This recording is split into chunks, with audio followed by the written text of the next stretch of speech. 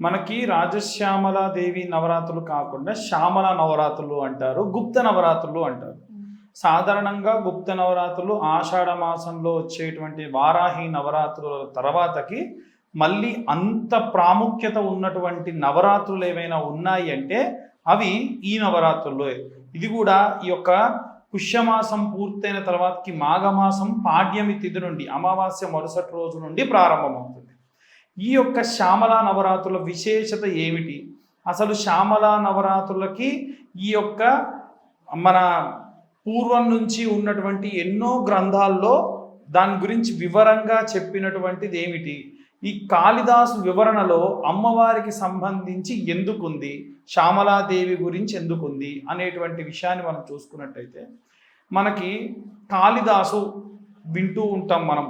ఆయన ఎవరు అనంటే పూర్వము ఒక మేకలు కాసుకునేటువంటి వాడు.